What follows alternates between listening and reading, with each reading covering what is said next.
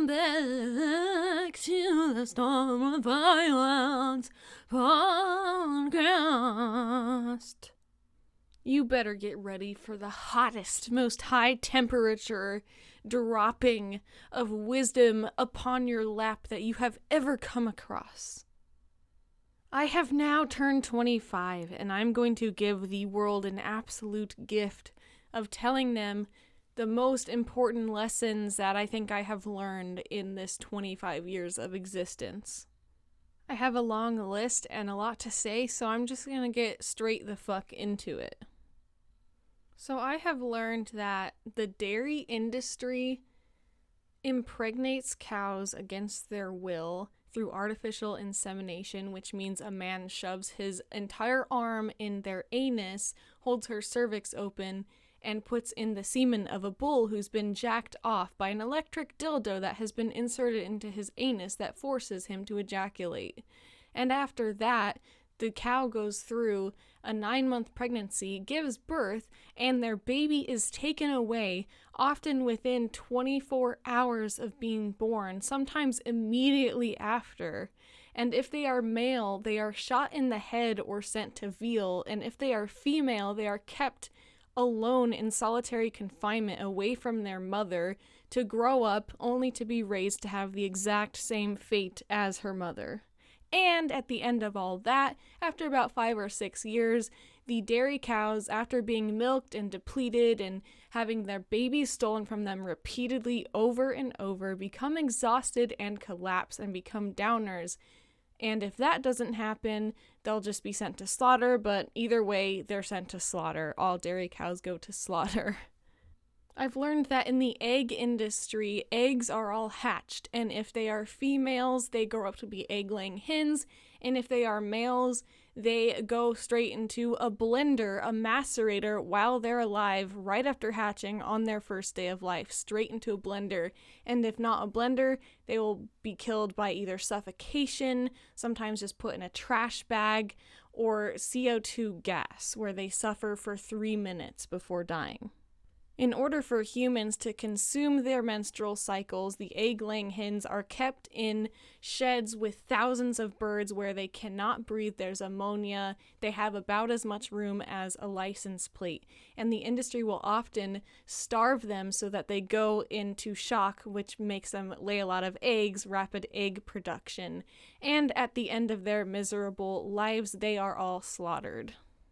I have learned that animals murdered for meat go in unwillingly. They are terrified. They try to run away. They try to escape. Some of them do escape only to be caught to sent to slaughter anyway.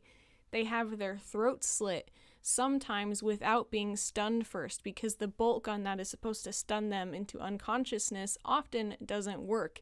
And if you're talking about other methods of slaughter, such as halal, they don't even try to make them unconscious, and they have their throat slit while fully conscious, then to be hung upside down to bleed out slowly. I have learned that in every animal agriculture industry, animals are masturbated. Yes, bestiality. They're either jacked off. With turkeys, they even have a tube where a man has to suck through the tube to help get the sperm out after they masturbate the bird. They masturbate the male animals, like I said before, by sticking sometimes a electric dildo in their anus that forces them to ejaculate, and they put female animals into some sort of restraint, which they literally in the dairy industry call a rape rack, or with the case of sheep, they spread them out and restrain all their legs so they're spread open, and they force the semen inside of them. I have learned that fish feel pain and they don't want to die, and just like we wouldn't stick a hook through a dog's mouth and drag them into the lake, it doesn't make it right to stick a hook in a fish's mouth and drag them out of the lake. I have learned that in the fishing industry they have bottom trawling, where they get nets that go all the way to the bottom of the ocean and grab absolutely everything in their path, including coral, dolphins, sea turtles, everything. I have learned that our oceans are either over-depleted or fully depleted, and that fish are really fucked. The whole ocean is fucked, and this is gonna fuck up the planet. I have learned that animal agriculture is a huge cause to climate change, and the single biggest thing we can do to fight climate change is go vegan, as well as it being the single biggest thing we can do to reduce our water footprint. I have learned that fish can recognize each other and they can recognize human faces, and that they are stabbed to death and bleed out on the decks of ships, and they are suffocated. They are put into buckets of ice and killed just as miserably as any other animal. And most importantly, I have learned that we don't need any of these animal products. We don't need meat, we don't need fish, we don't need dairy, we don't need eggs, we don't need any piece of an animal's flesh or secretion that comes out of a body of an animal to be healthy, to survive, or to thrive. And this is backed by the American Dietetic Association and all major dietetic associations all over the world. In fact, whole foods, plant-based diets are proven to help reverse and prevent all of our major causes of death, which are linked to eating animals. Heart disease, type 2 diabetes, cancers, the list just goes on.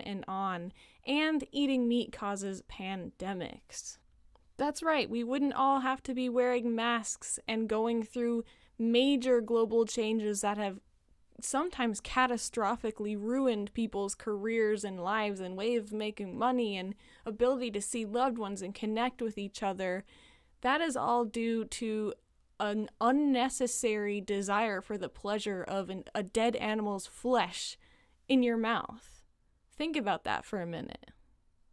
I have learned that the coronavirus is a zoonotic disease, which means it was transferred from animals. It's thought to come from either a bat or a pangolin. Either way, it's from a meat market. And we have other diseases like bird flu, swine flu, Ebola, MERS, SARS. The list just goes on. Mad cow disease of illnesses, viruses that are zoonotic, that are from the exploitation of animals. So the biggest thing we can do to prevent pandemics is to stop packing thousands and billions of animals in tiny areas where they are covered in their own shit and pumping them with antibiotics, which also leads to a problem that's very threatening to all of humanity, which is antibiotic resistance. The more we give these animals antibiotics, the more the bacteria and the viruses and whatnot are resistant to them, which means they become like super bacteria, and that's we're gonna be fucked. Like, if we keep doing this, we're gonna be fucked. We already have been. We see it now with the current pandemic.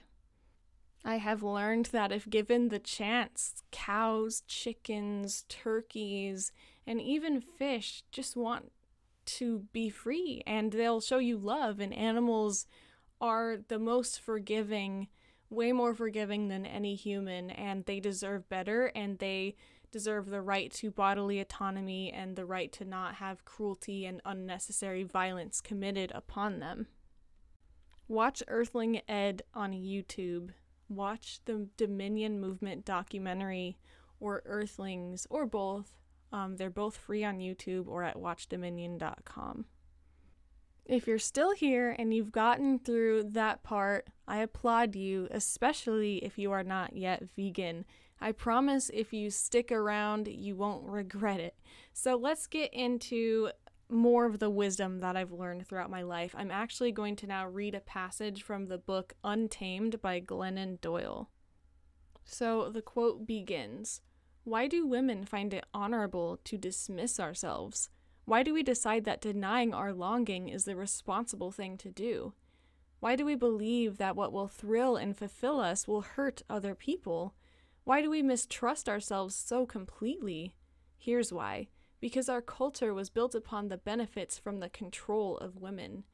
The way power justifies controlling a group is by conditioning the masses to believe that the group cannot be trusted. So the campaign to convince us to mistrust women begins early and comes from everywhere.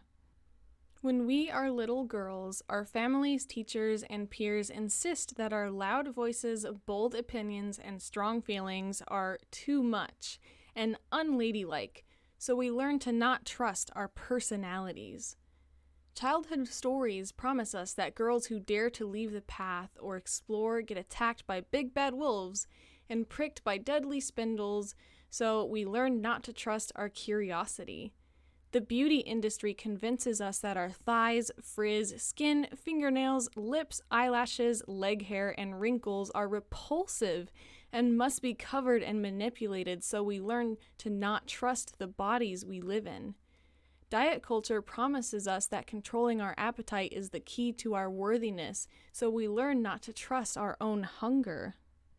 Politicians insist that our judgment about our bodies and futures cannot be trusted, so our own reproductive systems must be controlled by lawmakers we don't know and places we've never been.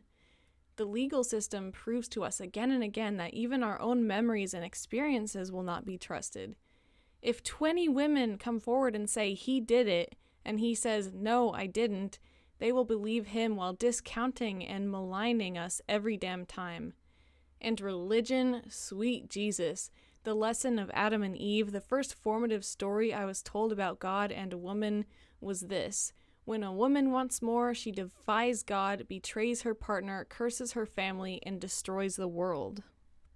We weren't born distrusting and fearing ourselves. That was part of our taming. We were taught to believe that who we are in our natural state is bad and dangerous. They convinced us to be afraid of ourselves, so we do not honor our own bodies, curiosity, hunger, judgment, experience, or ambition. Instead, we lock away our true selves. Women who are best at this disappearing act earn the highest praise. She is so selfless. Can you imagine? The epitome of womanhood is to lose oneself completely. That is the end goal of every patriarchal culture, because a very effective way to control women is to convince women to control themselves. I tried to control myself for so long. I spent 30 years covering and injecting my face with poisons and potions trying to fix my skin. Then I quit, and my skin was good. For 20 years, I was attached to a hairdryer and straightener trying to tame my curls.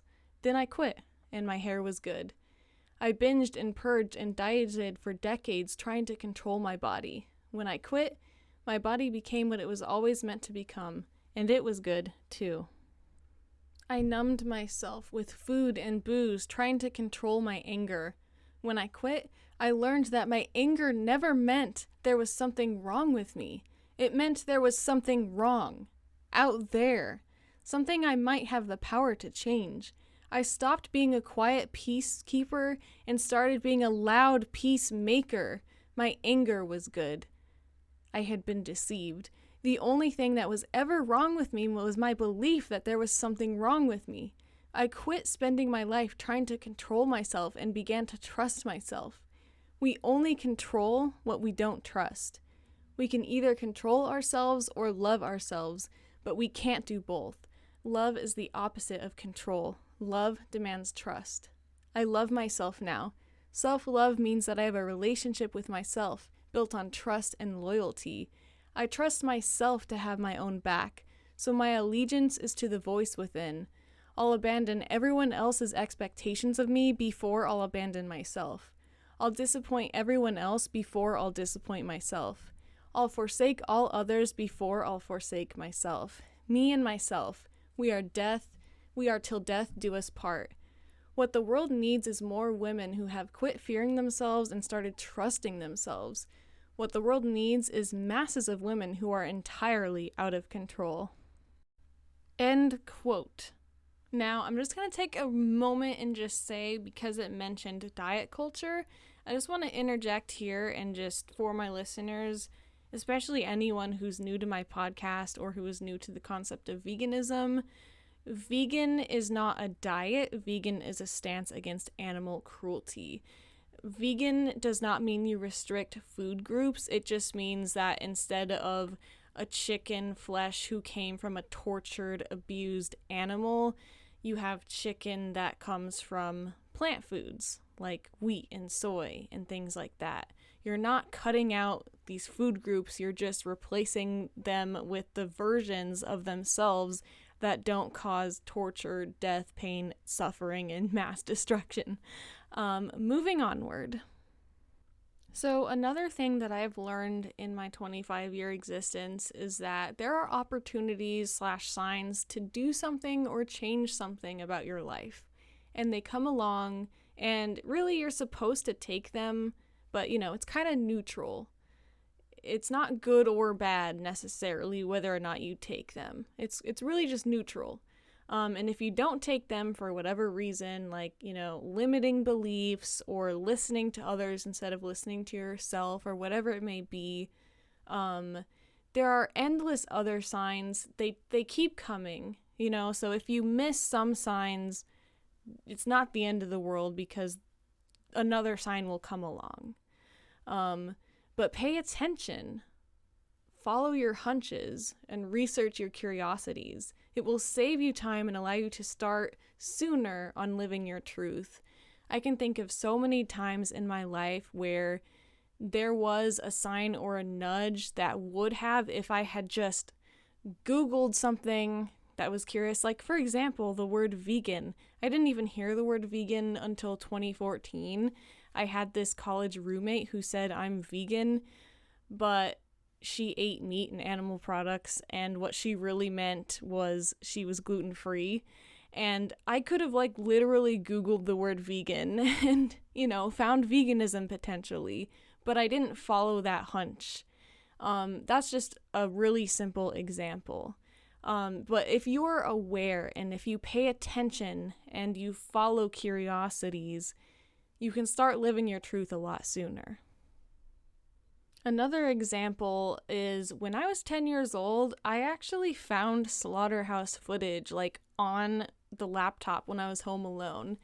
And I don't think I was old enough to really understand that I didn't need to eat animal products. Of course, this was the year, if I was 10, it was probably 2006, maybe 2007. So, of course, back then, it's not like I ever even knew a vegetarian, let alone a vegan. And it's not like anywhere in the world you have any messages that say, hey, you don't have to eat animal products. No, you're bombarded with everyone saying that you do. So I kind of took it as wow, this is sad and horrific, but it's what can we do about it? We have to eat, right? And so that was kind of a missed sign. Can you imagine if I had gone vegan at 10, how badass that would be? So, unfortunate, but hey, that's why we have to learn to pay attention and follow curiosities. I remember thinking back then, PETA. PETA stands for People for the Ethical Treatment of Animals. Why is that a bad thing? Why do people hate PETA? Why do people make fun of PETA? I don't know. I guess I hate them too because, my dad does, and people make fun of it and they say people eating tasty animals. I guess that's the right thing to do here, right? So, yeah. Even I was going against my natural compassion. And that's what so many of us do, especially women, just like that passage just said. But I will tell you about a sign I did follow. When I was working at a hair salon as a receptionist, just my life really not going anywhere, working full time. The only happy thing I had in my life really at that time was going to concerts. I was quite lost, recently out of an abusive relationship, toying around with alcohol and things like that, and just really not liking my job whatsoever. The managers and bosses were rude. It was women gossiping. It was just a toxic environment. And one day I saw one of the hairstylists in the break room doing a drawing, and she was really good at drawing. And she was drawing a mountain and trees, and she was drawing, and then her timer on her phone went off or something to go back to, I guess, I don't know, she was probably letting someone's hair process, and now it was time to go back from her little break there. And she sighed and rolled her eyes and reluctantly went back to work. And then after she left the room, I went over to the drawing and I was like, wow, that's so beautiful. And to me, I knew that that was a sign that I can't stay in this job and I need to follow my truth, which is a creative and artistic lifestyle, and not to waste my time at jobs like this and at 9 to 5s in general, because I saw that as my potential future, because I was also thinking about becoming an esthetician, because I was like, fuck, I just dropped out of school, I don't know what to do, let me just pick something. Like, at the time I was interested in makeup and skincare and bullshit. I mean, not that that's bullshit, but like, it wasn't my truth, and I just felt so pressured to pick something to appease others who were asking me, well, what are you going to do now that you dropped out of school? So that's an example of I did follow that sign. Now, I could have not followed that sign and still another sign would have come up, if that makes sense. So it's nothing to beat yourself up for. I mean, look back and get the wisdom, but, I don't believe in having regrets and beating yourself up. Something huge that I have learned through reading 30 self-help books by this point in my life is that most of self-help has to do with hearing and following your inner knowing and ignoring the rest. It's really super simple. That's kind of one of the underlying things that is in all of these books. As long as you don't get confused and believe that your inner knowing is telling you to kill and harm others. Disclaimer. The next thing I've learned is that life is supposed to get better and better each year, not worse and worse, okay? We have a choice about this. The next thing that I've learned is really just a quote that I've just realized is really fucking true, and it's a famous quote.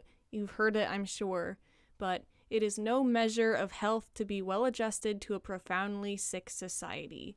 And I actually don't know who this is or how to say his name, but that quote is by Jiddu Krishnamurti. We are in a society of overworked, overstressed, overtired, not truly happy and fulfilled, generally speaking, people who are focused on consumerism and numbing themselves with substances like alcohol and getting heart disease and cancers and type 2 diabetes and having horrible diets and not knowing that we shouldn't be eating animal products and neglecting our mental health and popping a pill and just not really dealing with anything and not really being fully alive. So I do not want to be well adjusted to that kind of society, and I hope you don't either. Another quote is going to be the next thing that I have learned, and it is, "The greatest thing you'll ever learn is just to love and be loved in return." Now, I first heard this quote on a Tesseract song.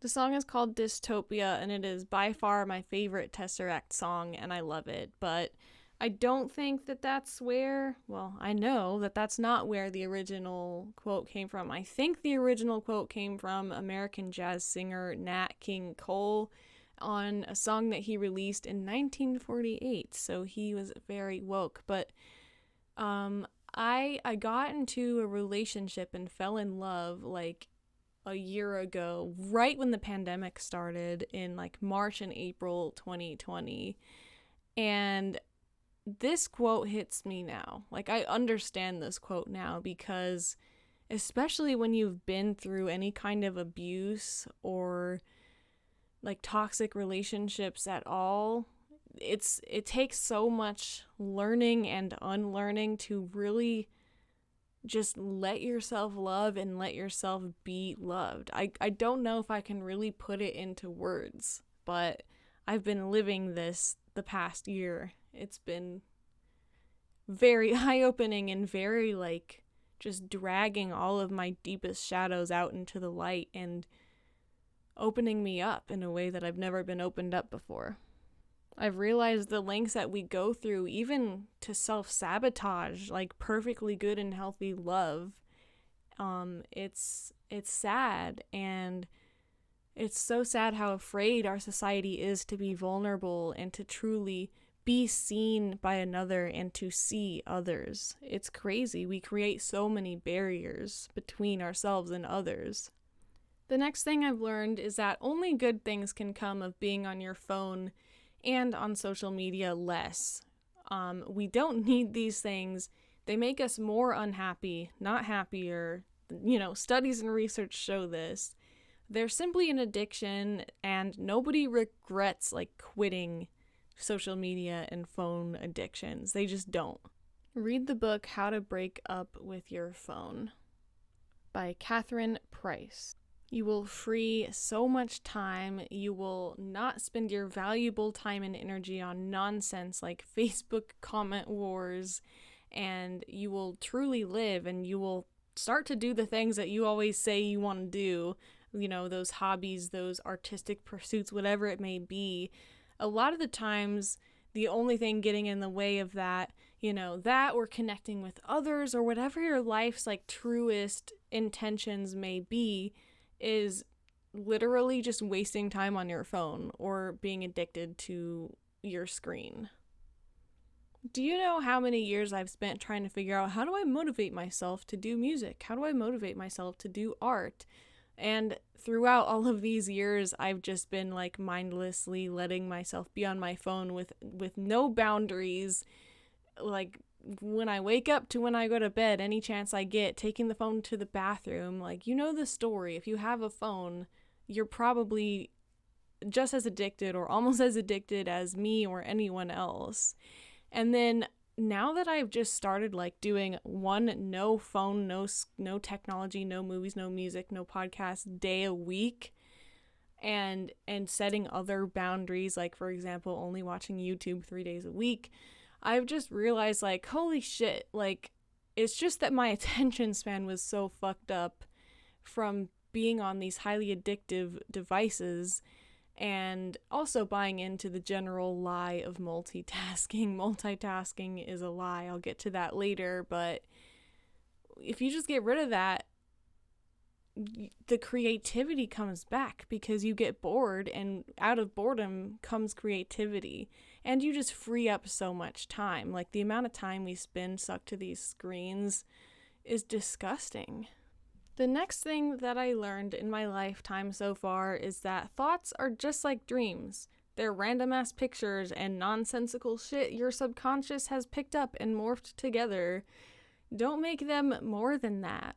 Many of them are also regurgitations of societal beliefs. They're kind of like pop-up ads. Some of them are even your subconscious trying to digest things. So when you have a fantasy pop-up of punching someone in the face, don't worry that you are a violent person. Just if you killed someone in a dream, you wouldn't worry that you were a killer, right? Also apply this rationality to negative thoughts about yourself. I mean, think about it. Your thoughts are just literally the same thing as your dreams.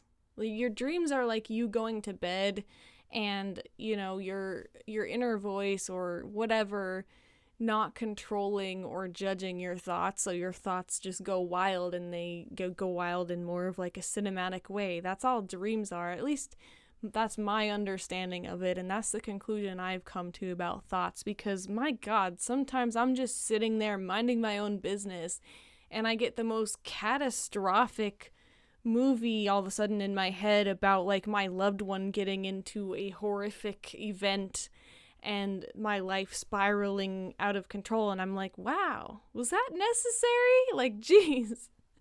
And then I have to just move on with my life and be that was dumb. Just if you woke up from a weird ass dream and you were what the fuck? Well, I'm glad that's not true, and then you just move on with your day. That's kind of what you have to do with thoughts. And this is coming from a person who has struggled so much with depression, anxiety, horrible thoughts about myself, horrible thoughts in general. And I found a lot of peace through this realization. And to kind of go off of that, the next thing I've learned is, don't worry, your thoughts don't create your reality. I mean, think about how fucked we would be if our thoughts created our reality. Your beliefs, however, do create your reality. And unlike your thoughts, you have control over your beliefs. Your beliefs kind of come from your subconscious mind. They come from shit you've picked up on from our profoundly sick society, from other people, things people have said, whatever, just who knows what, conditioning, religion. But you can reprogram your brain, and there is science to back this. Just look into it.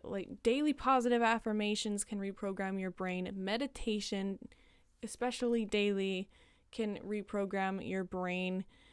There's so many ways to reprogram your brain. You can change your brain chemistry. It's really like there's no limit to what you can do as far as changing your life through changing your brain. And there's plenty of resources out there on the internet at this point that I wish I had found when I was like a little kid even.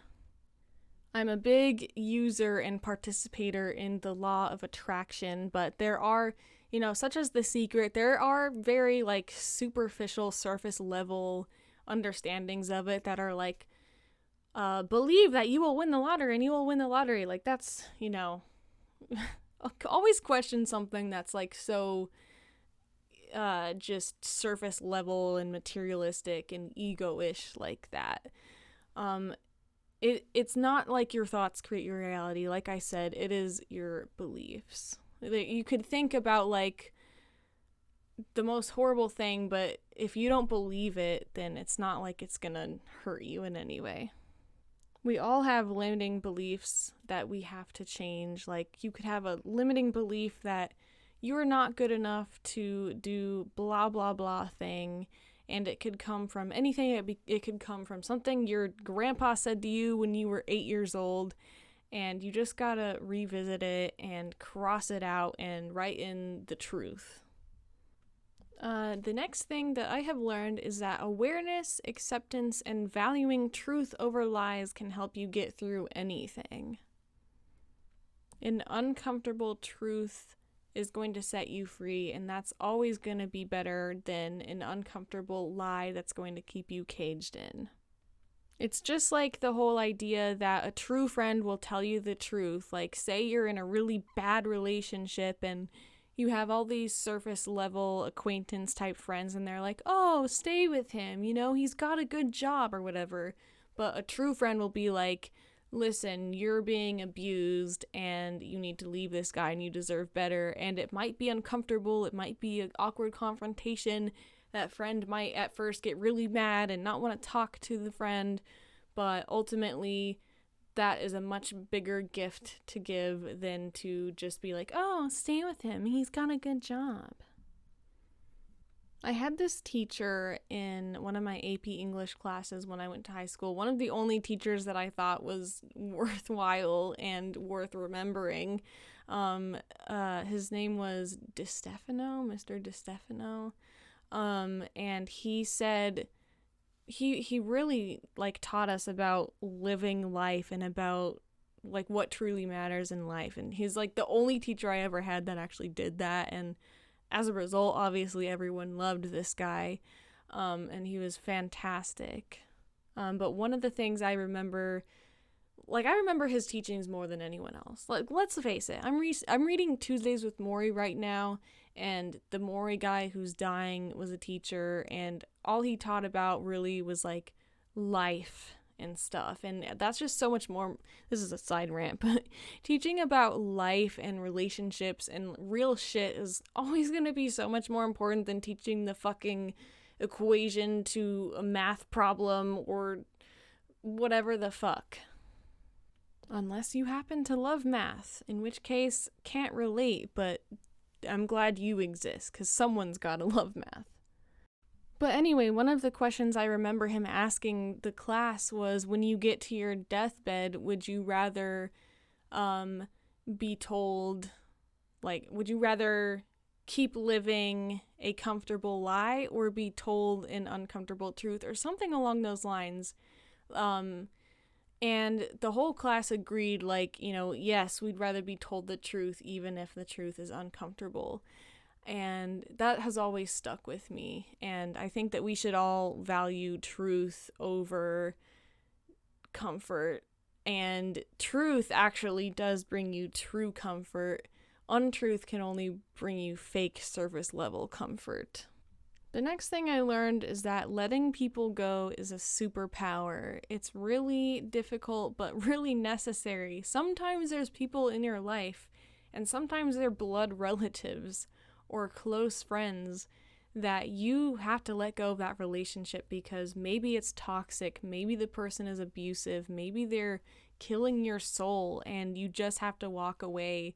Or maybe you have someone in your life that you wish like would show you the love that you deserve and that you need from them, and they just for whatever reason are not capable of doing that. And the ability to let them go and not live like wishing for them and wanting for them, and to just be like, I'm happy either way. Like, I'm either gonna live a happy ass life without them, or I'm gonna live a happy ass life and they'll get their shit together and they'll come back and they'll apologize, and we can be cool. And either way, I'm happy either way. Like, Aaron Doughty teaches this all the time. You have to be like detached from the outcome, and you have to be good either way. Like, take it if you're in the dating world and you really, really, really like this person. Aaron Doughty teaches this all the time. If you're really clingy and really attached, you're probably going to create a repelling energy, first of all. But if you're just like, I'm cool either way, maybe I'll date that person, maybe not. And if not, then someone better is going to come along. You kind of have to have that attitude. Otherwise, you're always going to be in a state of wanting. And a state of wanting and a state of having are not compatible. And it's lack mentality. Go follow Aaron Doughty for more on that concept. Another concept I learned from Aaron Doughty while we're on this topic that really has helped me is the concept that when you have like a traumatic relationship with someone, say for his life and his example, he always talks about he had an abusive stepmom. And he says, then I went to this job and had an abusive boss that reflected like the exact personality of the abusive stepmom.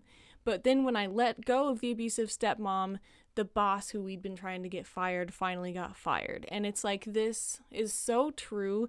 When you haven't learned your lessons that you've needed to learn and or let go of a person that was toxic in your life, you will continue to meet people who are basically that same person, just in a different body. And if anything is more true than this, with my life experience, I don't fucking know what is. And the day that I just said, enough, and I learned the signs of abusive people, and I just like got my shit together and was like, okay, I'm not going to accept this anymore. And as soon as I see the signs, I'm going to drop them and cut them out. I had to cut out a few friends like early on, and then I just stopped meeting people like that. It's like whatever is out there understood that I had learned the lesson and that I had figured it out, and they're like, okay, we don't need to send these people here to force her to learn this lesson anymore, or she's let go of this dynamic so she can just only meet good people who respect her genuinely and who are capable of love now. She's not going to meet any more of these like abusive or user type people. It's really incredible. The next thing I have learned is about self-compassion, and I read a book called Self-Compassion by Kristin Neff, and that one definitely changed my life as well.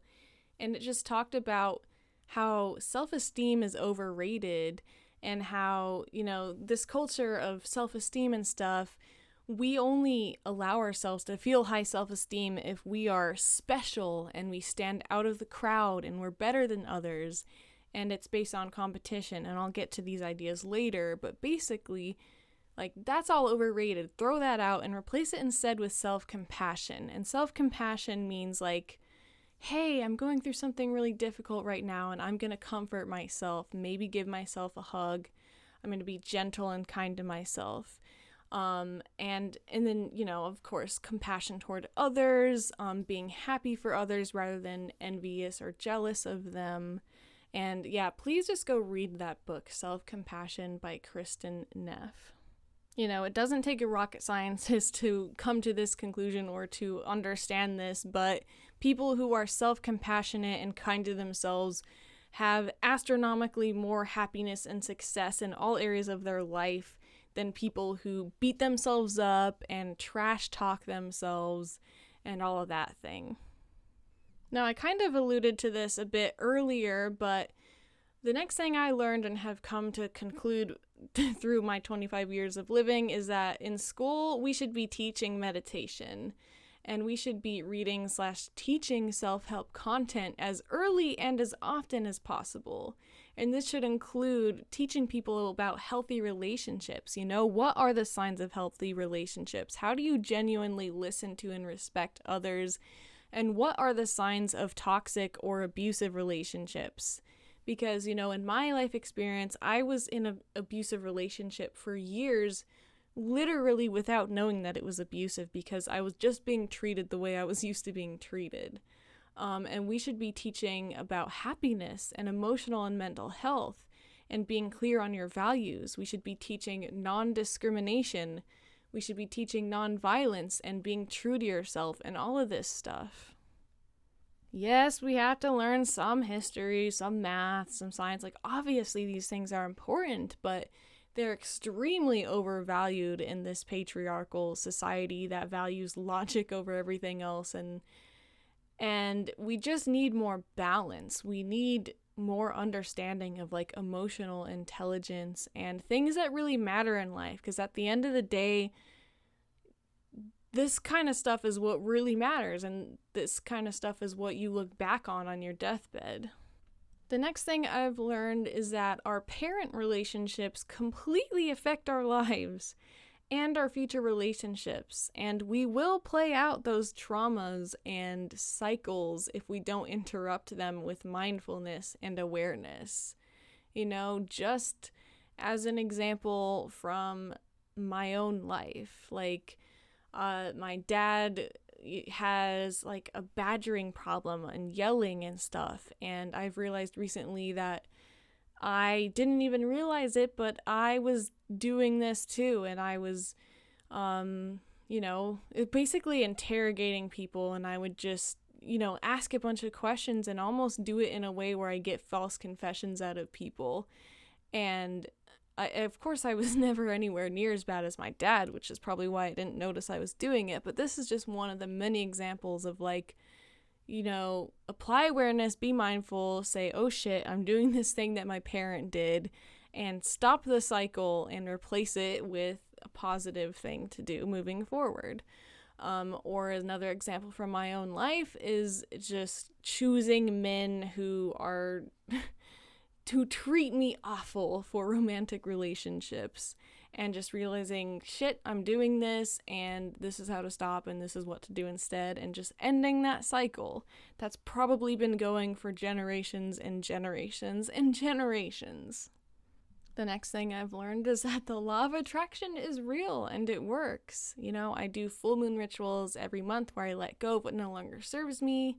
I burn that shit, and I do new moon rituals every month where I write and feel, there's plenty about the law of attraction out there. I would recommend Aaron Dowdy, who I mentioned earlier, to learn about it. But it works. Dare to believe in it, because it does work.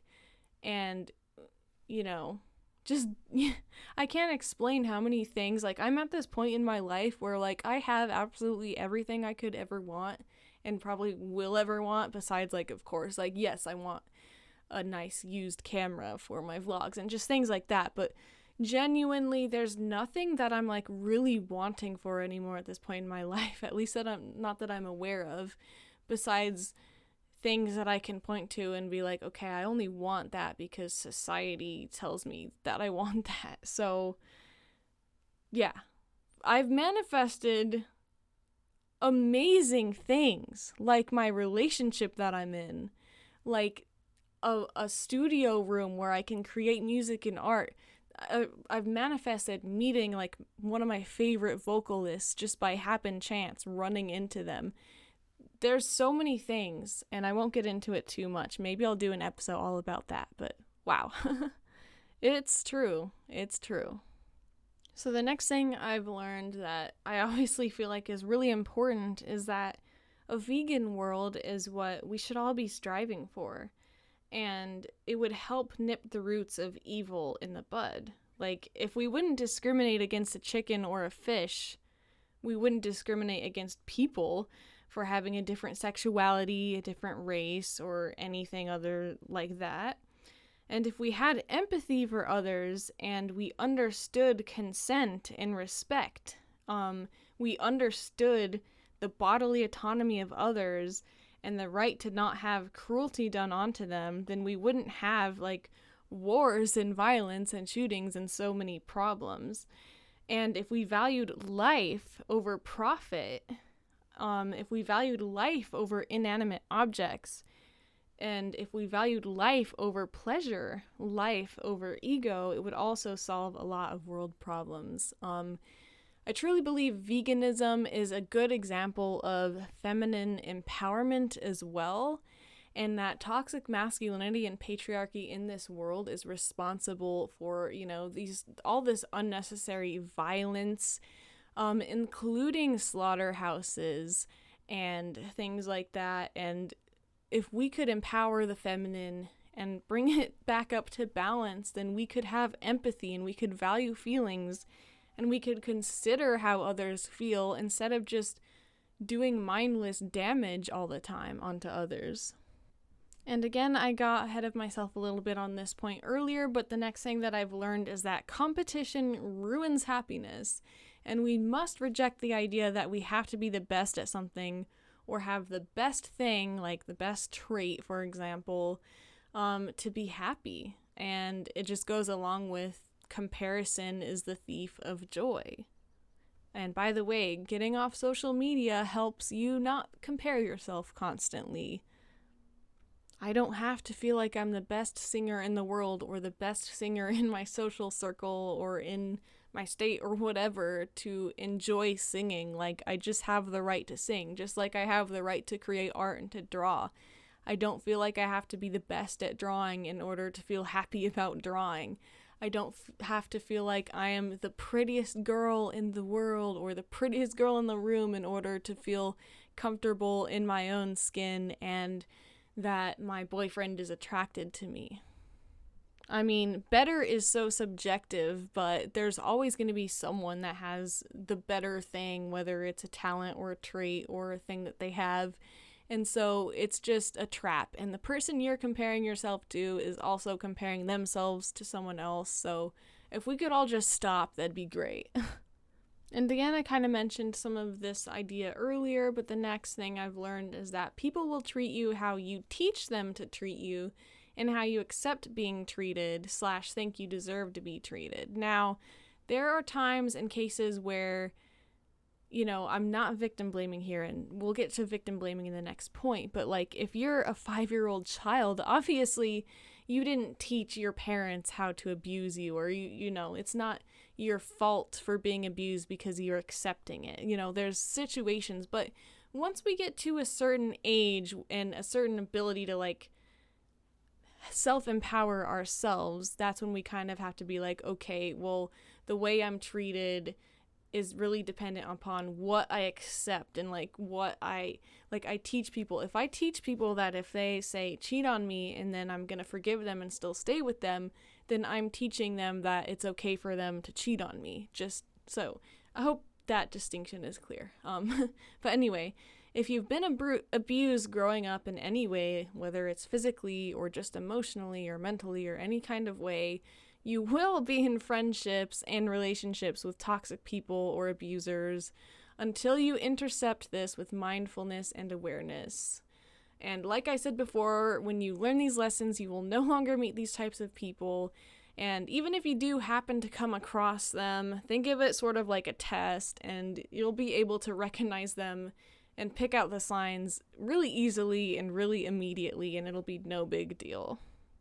So victim blaming. Victim blaming is fucking trash.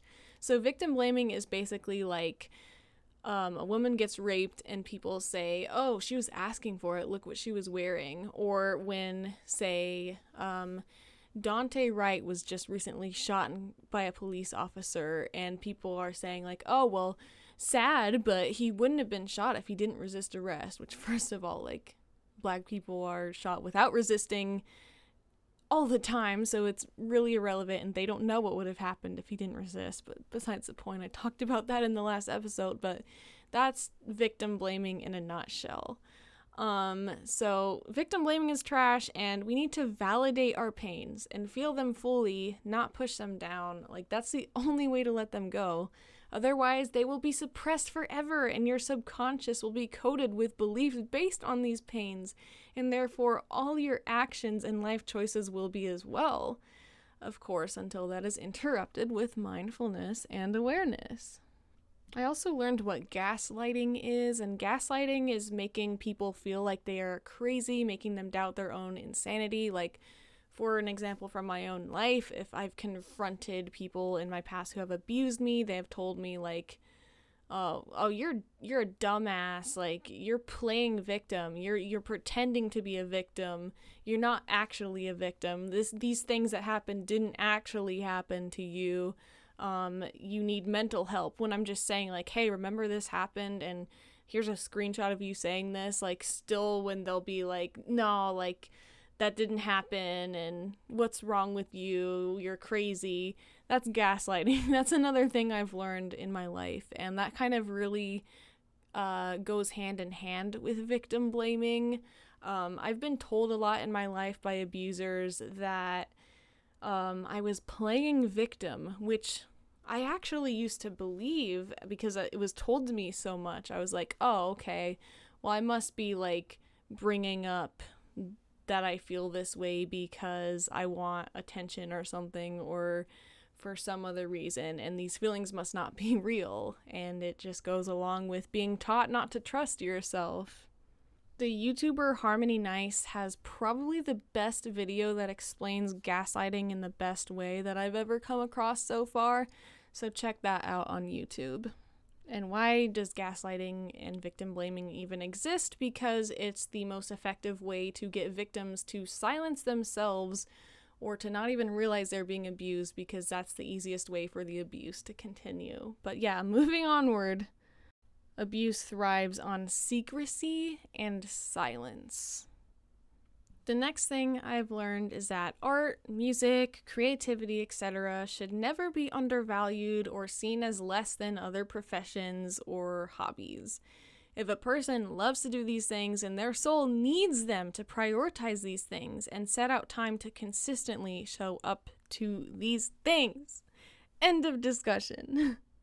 The next thing I have learned is that the hardest part of anything is literally just setting up to get started and starting. Like, this applies a lot to art. Like, for me, I know once I'm sitting down and a pencil's already in my hand and I'm already shading, like, I'm set to draw for a couple of hours or who knows how long. But getting myself to actually wipe down the table, get out the paper, get out the pencils, get myself a glass of water and sit down and make that first pencil stroke is always the hardest part. Of course, it's becoming less hard now that I'm less on my phone, as I said before. But yeah, you know, it goes for anything in life. If you have to have a difficult conversation with someone, the hardest part of that is just sitting down, taking that deep breath, and beginning that first sentence. This is another concept that is in a lot of self-help books. I know I read this book, The 5-Second Rule, by Mel Robbins, and it was just all about, like, this whole concept of the hardest part of anything is just starting, like, you know, yeah. The next thing I've learned is that time is precious, and therefore time in being fully present should be prioritized over work, money, and dumb shit like Facebook comment wars. And as technology increases, we must increase our boundaries with it and live life off of our phones as much as possible, as I've already said a couple of times. But, like, really, time is so precious, and I'm 25 now, and the older I get, the faster the years go, and the more I realize that time and being present is really all we have. It's all that is important. Same with human connection. It should be a priority. We must learn to be present while making love, not thinking of other things. We must learn to be present with ourselves, to look people in the eye, and to give undivided attention to our connections. really to give undivided attention to everything we do as much as possible. Like, there's a difference between doing something and then there's background noise, but sometimes, like, it's better not to have any background noise. Again, never be afraid to let people go or cut people off who continually hurt and disrespect you. You don't have to take people's shit. Like, you don't have to, no matter who it's coming from, whether it's a stranger in a comment section who's just verbally abusing you or attacking you in a bullying manner. You know, there's a difference between that and constructive criticism. You just don't have to take shit, so don't take shit. And I will never say to stoop to anyone's level. I'm very against name calling. I'm very against bullying and all of that stuff. And sometimes you just gotta walk away and be like, I hope that person finds peace, because happy people don't do that shit. The next thing I've learned is that whenever you're too afraid to go after your dreams or do something that takes courage, just picture your 90-year-old self, and whether you want that self to regret not going after your dreams or if you want that self to feel satisfied that you did. And I don't mean like dreams of like trying to be famous or something necessarily, unless like that's really something that you genuinely want. But a dream could just be like leaving a bad relationship and getting in a good relationship. Like, things can be simple. Like, we can also learn to be content with like lives that are normal. It doesn't have to be like you can only be satisfied at age 90 if you were like the best thing in the world at some activity. Another really helpful thing I learned in my life is this concept in Adlerian psychology called the separation of tasks that I learned from the books The Courage to be Disliked and The Courage to be Happy. And it's basically just, you know, you can only control the things you control, and you can't control what people think about you, and you can't control what other people do, so you need to just separate those and realize that those things are not your tasks. Your tasks are what you can do and what you can control. For example, it is not my task that some dude is not going vegan immediately after interacting with me about veganism. But it is my task to keep telling the truth and keep going with my activism. The next thing I learned is that our worth is never defined by our physical appearance or any trait like that. It's not defined by anything really, because we are worthy simply for living, simply for existing. All humans are equal, and animals are equal to humans when it comes to their right to be free from cruelty, and they are the same as us in all the ways that matter, like feeling pain and wanting to live and things like that, wanting to be free. Literally no one is any more special or valuable than anyone else. As Ralph Smart, the YouTuber Infinite Waters, who's also a psychologist, says, there are no important people, just people. Like, ideally, we should be able to approach and talk to our most famous idol. Like, for me, like, one of my most famous people that I have always looked to for inspiration is Kurt Cobain. And if he was alive, I should be able to go have a conversation with him just as easily as I would have a conversation with someone I'm friends with or a stranger I don't know. Which also bleeds into the thing I learned about stop putting people on a pedestal. Don't put people on a pedestal. I've really come to learn that rejecting consumerism and realizing that companies just want to profit off of your insecurity and inferiority, that realization is going to set you free to find true, genuine fulfillment. The next thing I learn is that we always tend to think that we are alone in our struggles. Like, when we're going through something, we feel like and even think that we're the only ones who are going through it and no one else can understand, and that's just completely not true. That is never true.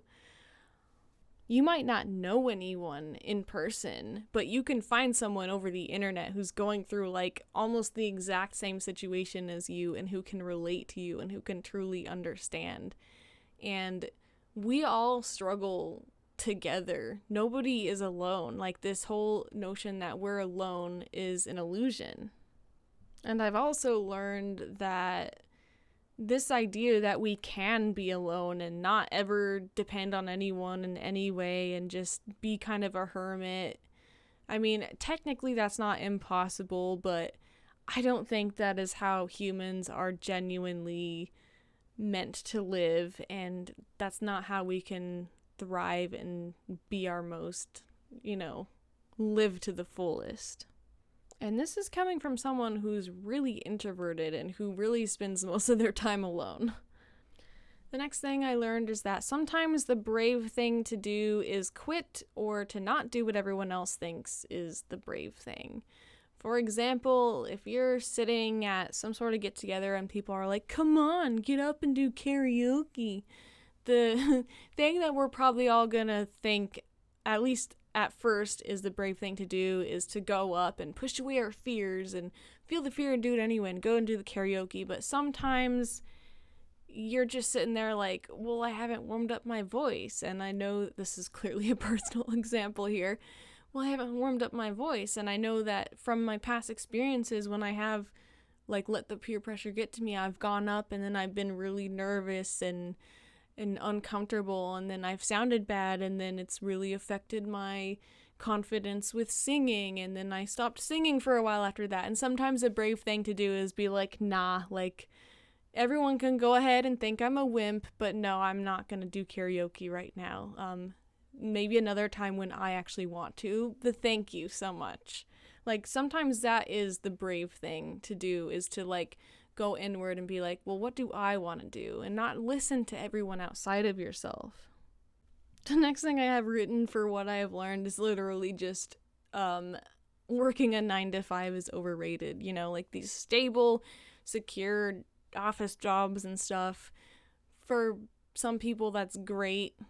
Don't know how that's possible because I'm just such a not that kind of person, but for me, it's overrated. And when I think about floating on this rock in outer space and all the stars in the sky, and I think about this precious life and this precious time, and then I think about wasting it sitting at an office working for a corporation that's probably not even ethical, doing something I hate. I would literally rather live under a bridge or in a cardboard box than and be able to have freedom and do what I love than to have that kind of 9-to-5 nonsense.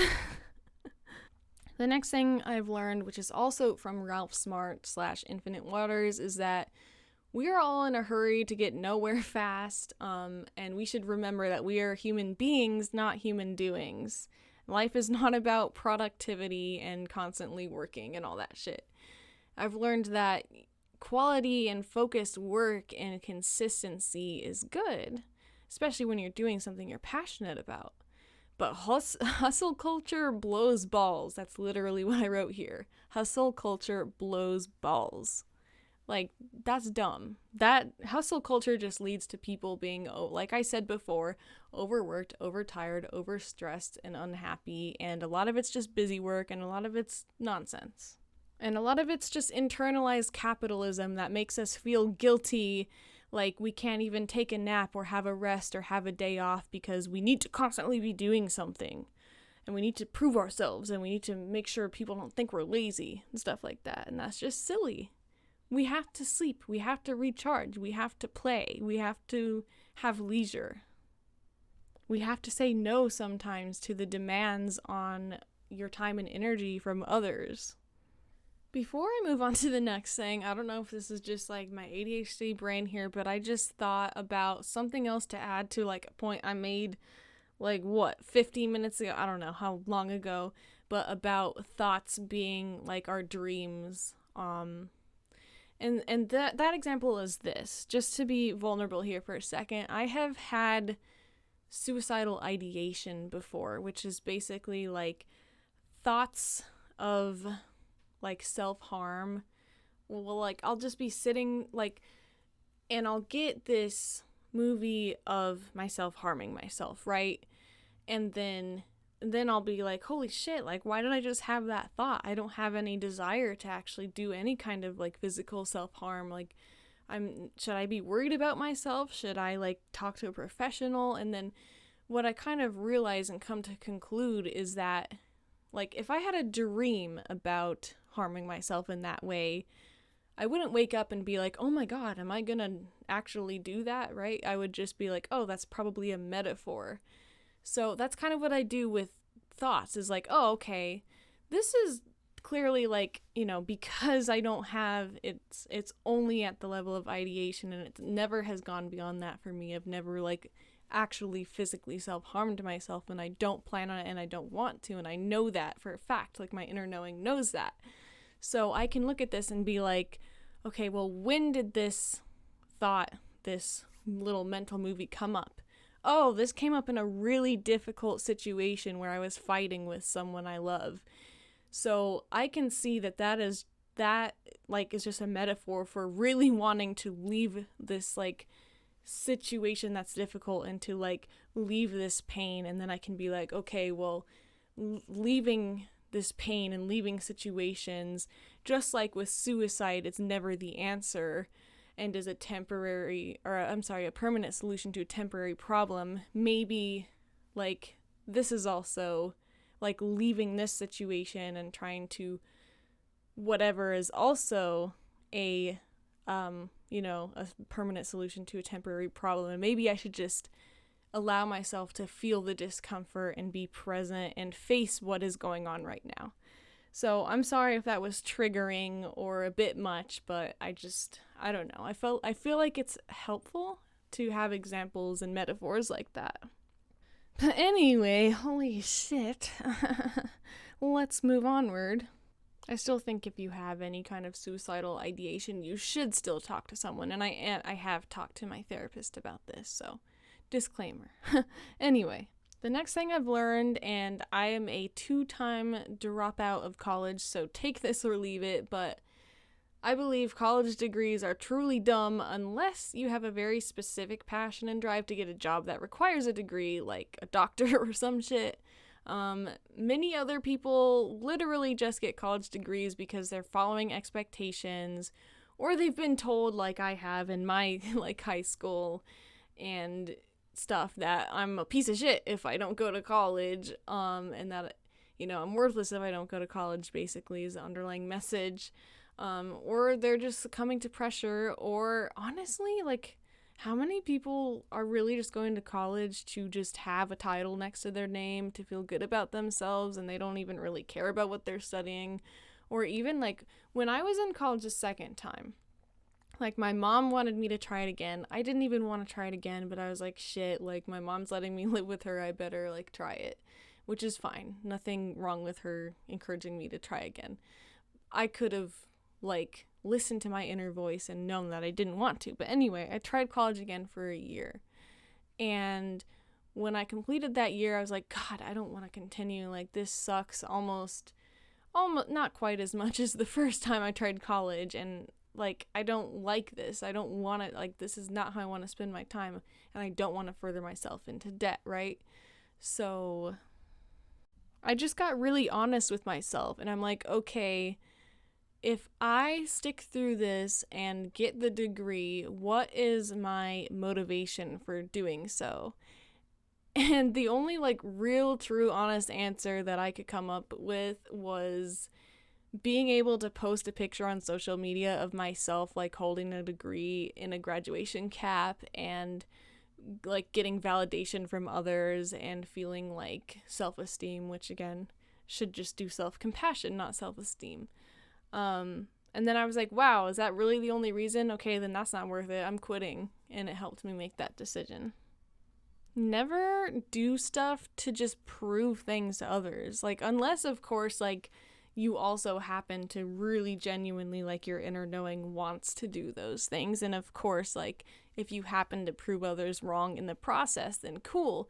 But, like, I have, like, even just going to college was partly to prove my capability to others, because a lot of people deemed me as incapable, and I ended up doing well and getting good grades and stuff, so I was capable. But, like, did proving it make me happy or really even make any of these people be nicer to me? Absolutely not. So I've just really learned that it's kind of a waste of time and energy and can get you on a wrong path if you do things and make life decisions based on proving yourself to others, which also is kind of like being a rebel sometimes is actually, and I learned this from the book Untamed that I read a passage from earlier, but being a rebel is still being controlled by like the expectations of others and still living your life based on your reaction to the expectations of others. So that's an interesting thing to think about as well. Like, instead of following expectations or rebelling against them to just go against expectations, why don't you just do what's true to you? Oh my god, I have COVID. I don't have COVID. My voice is just getting dry because we're nearing the end here. So a huge thing I've learned with regard to art, creativity, and life and relationships and everything is to be process-oriented, not results-oriented, which also ties in with don't do things solely for performative reasons or to impress others, which also ties into doing things to prove yourself. You can, like, for an example, the first time I went to college for fucking equine science because I used to ride horses. And this was never really truly my passion. This was my cousin's passion. But I wanted to prove myself to her and to my family and to whatever that, like, I was capable of doing horse stuff. And it wasn't even really truly my passion. I was just a lost soul. You know, I've talked about this, so I won't get much into it. But yeah, don't do things to impress others. Like, when I first started doing like singing and playing guitar, my goals were like to do it solely to post a video on Instagram to impress like musicians that I knew that I was trying to be friends with and trying to like, you know, get validation from. And then I quit because it was no longer enjoyable and I hated it and it never felt good enough. And then I just realized, like, why can't I just enjoy the process of learning guitar and the process of improving my voice and actually enjoy the singing, and instead of worrying about getting a perfect video of it? Like, you know what I mean? It is a really sad thing to be constantly trying to impress others and constantly trying to live for that external validation and just looking up at people who you've put on a pedestal, like, validate me, please. I'm good at this, right? I'm good enough, right? No, that's gotta stop. Again, because of the patriarchy, we don't honor our feelings, our emotions, or our intuition nearly enough. I think I've explained this enough, so I'll just move on. The next thing I've learned is that if-then happiness is a trap. If I have this thing, then I will be happy. If I get this relationship, then I will be happy. If I achieve this thing, then I will be happy. If you have any kind of if-then thoughts for being happy, no matter absolutely what it is, all you're going to do when you attain that thing is replace it with something else. And then once you get there, like, say you get the relationship, you'll be like, okay, I have the relationship, but now if I get this house, then I will be happy. And you're just putting off happiness. And it's just like, no, make the choice to be happy now. And when I say happy, I don't mean fucking toxic positivity, smiling all the time at everything. I just mean an overall life that you are proud of living and a self that you are proud of being. That's true. And the next thing I learned is that you have to fill up your own cup first.